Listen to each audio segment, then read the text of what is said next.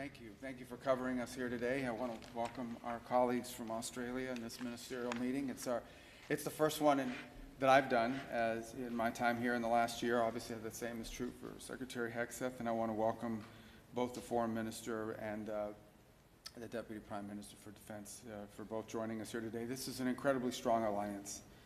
In fact, as we were discussing a few moments ago, it is our only ally that has fought with us in every war over the last, certainly over the last 4 or 5 decades, and we're very grateful to them for that. And this is a very strong partnership. It's a strong alliance, and what we want to do is continue to build on it. We think we have a lot of momentum behind this alliance, coming off the visit with the Prime Minister here in October, which we also had a chance to participate in, and in follow-up events to it. And we felt very strongly after that we have real momentum. We wanted to do this here before the end of the year to continue to build on that alliance and to continue to build on that momentum that came from that meeting and to work together on our shared priorities, and we have so many. We truly have no better friend. In addition to that strong alliance, we're also deeply committed to the Quad, the concept of, in conjunction with Japan and India, the building out of this Quad, which is something you'll see. In fact, it was my first meeting as Secretary of State. I had been confirmed, sworn in downstairs, and came right up on that elevator and into this room. And it was in this very room that I did my first event as Secretary of State with the Quad. And we look forward to, we think we've had at least 3 meetings this year, if I recall correctly, and we'll continue to build on that in the year to come. We look to do more of those. So we have a lot of things we've worked together on at the direction of the President. AUKUS is full steam ahead, as he said, and I know the Department of War, Secretary Hegseth will discuss that further, has conducted a review, which it's a review about how we can expand this relationship, about how to build on it, so that it can be about many things. And I know we've also signed a landmark critical mineral framework agreement. This is something we share in common, not just with Australia, but with many of our allies around the world, the desire to diversify supply chains, and the belief that in order for us to be able to do anything, whether it's defend our countries, defend our allies, or defend each other, but also to build our economies and to prosper as economies, we have to have critical mineral supplies and supply chains that are reliable and that are diverse and not overly invested in one place where they can be used as leverage against us or our partners of the world. And so this is something that you'll find the U.S. and Australia working very closely on, and it's at the cornerstone of everything we plan to do together in the months and years to come. So I want to welcome you to Washington. Thank you for joining us and agreeing to doing it here at the end of this year. I know it's you have many other obligations and places you're going to be traveling quite extensively in the days to come as well, so we're very grateful that you were willing to come here and join us, and we look forward to reciprocating in the new year by visiting you in Australia, as I look forward to, and it's one of my, I actually have never been, and I need to go. And it's a very efficient trip because I can say I went to a country and a continent all at once. And so very rarely can you say that. So thank you for joining us here today. We're grateful and honored by your presence. Thank you very much, Secretary Rubio. Can I thank you and Secretary Hegseth for hosting us in this extraordinary room, as you said, where we've had our first Quad meeting after you were sworn in.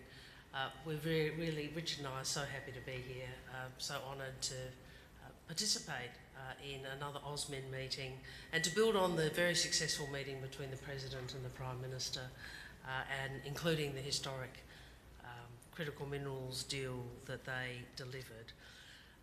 AUSMIN was established, that is this meeting was established under President Ronald Reagan and Prime Minister Bob Hawke. And in 1985, President Reagan spoke of our common defence of freedom from the First and Second World Wars and said, "All this has nurtured the bonds of friendship between our two peoples. Today, the United States and Australia as much as ever rely on each other." That remains true today, and as Secretary Rubio said, Australian soldiers have fought beside American troops in every major battle since World War I, and we continue to rely on each other. Not just our servicemen and women, whom we thank for their service, but all our people. And that's because the work we do together is indispensable to a peaceful, stable and prosperous Indo-Pacific. And this is something Secretary Rubio has spoken so eloquently about.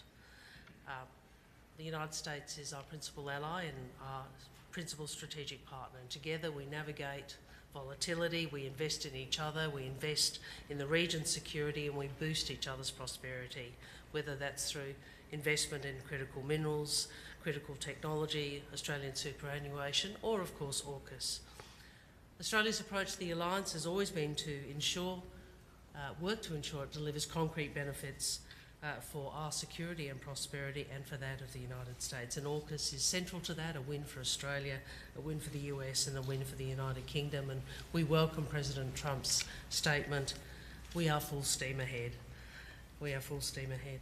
So we look forward very much to these consultations today. Very happy to be here in Washington. We'd also, Secretary Rubio, be very honoured to welcome you to Australia when you are able to come. So thank you again for hosting us. We look forward to the discussions. All right. Secretary Rubio, thank you for hosting us.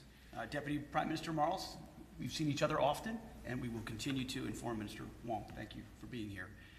It was mentioned, this is the 40th year of AUSMAN, 1985, and it's not lost on any of us the depth of the friendship our two countries have had and our militaries have had for quite some time. And it was Ronald Reagan who, just like the Trump administration, put a practical application to that partnership 40 years ago by ensuring that our leaders are meeting together regularly to stay on track in rowing in the same direction because we share the same values, the same neighborhood, we're both Pacific nations, and our leadership's coming together on a regular basis is a reflection of that. So on the defense side, we're working on force posture, we're working on defense industrial cooperation, first on force posture initiatives. We're upgrading infrastructure on air bases in Queensland and the Northern Territory that allows for additional U.S. bomber rotations. We're upgrading logistics and infrastructure in Darwin so more U.S. Marines can do rotational deployments and pre-positioning MV-22 Ospreys. This establishes new and resilient logistics networks across Australia. We're deepening our cooperation on the defense industrial base, cooperation on guided weapons production and lethal capabilities, 2-year roadmaps on Australia's guided weapons and explosive ordnance enterprise, groundbreaking cooperative actions on things like GMLRS, guided missile launch rocket systems and precision strike missiles. And we're working toward co-production and co-sustainment of hypersonic attack cruise missiles. Co-sustainment, air-to-air missiles, cooperative programs across the board, including Mark 54 torpedoes. We're also building on the historic framework and critical minerals cooperation that's been mentioned already by President Trump and Prime Minister Albanese, signed in October. Critical minerals and rare earths are a huge part of ensuring both countries can operate the way we need to in that region and around the world. And finally, as we move, as was mentioned, full steam ahead on AUKUS, we applaud Australia's upcoming delivery of an additional $1 billion to help expand U.S. submarine production capacity. We're strengthening AUKUS so that it works for America, for Australia, and for the UK. There's a lot we're going to do together in the months ahead. This meeting will be, as was laid out by President Trump, as I mentioned at Reagan just a couple days ago, these are practical, realistic ways that our two countries can come together to ensure that we provide peace through strength for both of our nations. The stronger we are together, the more we can deter the kinds of conflicts neither of us want to see, and this is a deepening of that partnership. Grateful to be here. Thank you. Well, Secretary Rubio, Secretary Hegseth, Marco Pete, on behalf of Penny and I, thank you very much for having us here in Washington today. It is a real pleasure to be here in the 40th anniversary of AUSMAN. Our relationship with the United States is the most important relationship that we have, and indeed our alliance with the United States is really the cornerstone of Australian strategic and foreign policy, and today is an important moment to take that forward again over the next 12 months. We are living in a much more contested world where it really matters to be doubling down with friends and allies, and obviously America is front and centre and foremost for Australia in that respect. We are very grateful for the meeting that happened between Prime Minister Albanese and President Trump a couple of months ago. It's very significant in the context of the relationship. I think also President Trump has given us the motto for our meeting today, which is full steam ahead.